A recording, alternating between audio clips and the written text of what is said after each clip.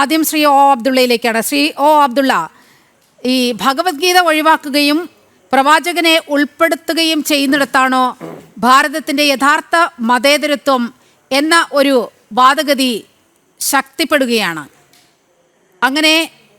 അങ്ങനെ പൂത്തുലഞ്ഞ് നിൽക്കേണ്ടതാണോ ഇന്ത്യയുടെ മതേതരത്വം?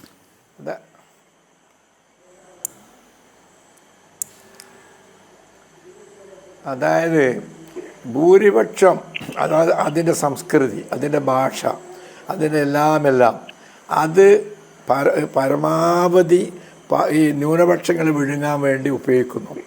ഒരു ജനാധിപത്യത്തിനെ പറ്റി പറഞ്ഞ നിർവചനത്തിൽ അവിടുത്തെ ന്യൂനപക്ഷങ്ങൾ എത്രത്തോളം സംതൃപ്തരാണോ അതനുസരിച്ചാണ് ആ രാജ്യത്ത് ജനാധിപത്യം നിലനിൽക്കുന്നത് എന്ന് പറയുന്നത്. ഇവിടെ ആകട്ടെ പല രീതിയിലും ആചാരങ്ങൾ, ഉദാഹരണമായിട്ട് ഓണം എന്ന് പറയുന്നത് പാതാളത്തിൽ നിന്ന് വിഷ്ണു മറ്റേതായിട്ട്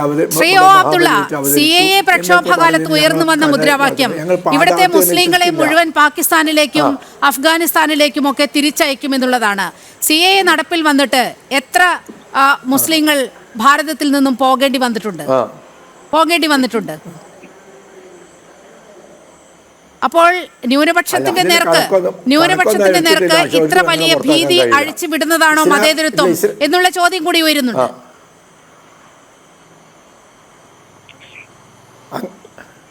ഇല്ല, അവരൊക്കെ ഇവിടുത്തെ RSS എന്ന് പറയുന്ന സംഘപരിവാർ ഭീകരന്മാർ, അവർ പരമാവധി മതന്യൂനപക്ഷങ്ങളെ, ക്രിസ്ത്യാനിസിനെ അവിടെയൊക്കെ മണിപ്പാലിൽ അവിടെയൊക്കെ എന്തുമാതിരി പീഡനം നടത്തുന്നത്. 400-ൽ പരം ക്രിസ്ത്യൻ പള്ളികളാണ് ചുട്ടരിച്ചത് ഒരു വർഷത്തിനുള്ളിൽ. എന്തു ചെയ്യും അതിനെ നേരിടാൻ മറുപടി പറയുന്നില്ല.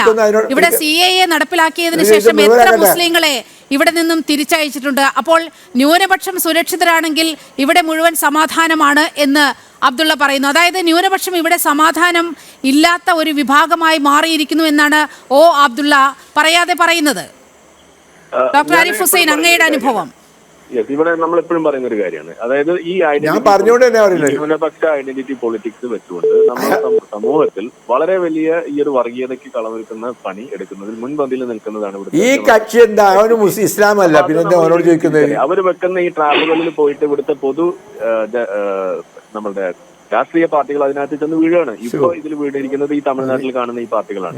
കേരളത്തിൽ അത് ഇടതുപക്ഷം വലതുപക്ഷം ഒക്കെ അതിൽ വീണ് പോയിട്ടുണ്ട്. അപ്പൊ നമ്മൾ ഇത് മനസ്സിലാക്കുക. ഇവിടെ അബ്ദുള്ള പോലെയുള്ള ആളുകൾ വന്നിരുന്നിട്ട് പറയുന്ന ഇതിനെയൊക്കെ വെളുപ്പിക്കുന്ന ആ ഒരു പ്രവണത അത് എക്സ്പോസ് ചെയ്യാൻ ഈ വേദി ഉപകാരപ്പെടുന്നു എന്നുള്ളതാണ് ഞാൻ ഇതിൽ കാണുന്ന കാര്യം. ഇത് നാട്ടുകാർക്ക് മനസ്സിലാവേണ്ട ഒരു കാര്യം തന്നെയാണ്. ഈ ജമാഅത്ത് ഇസ്ലാമി, SDP ഇത് രണ്ടും ഇന്ന് സമൂഹത്തിലുള്ള ഏറ്റവും വലിയ വിഷമാണ്. അത് ഇവിടുന്ന് ഒന്ന് മാറ്റിവെച്ചാൽ തന്നെ ബാക്കി കാര്യങ്ങൾ സമൂഹം ഒരുപാട് മുന്നോട്ട് പോകും, ഒരുപാട് വൃത്തിയാക്കപ്പെടുന്നു തന്നെയാണ് എനിക്ക് പറയാനുള്ളത്.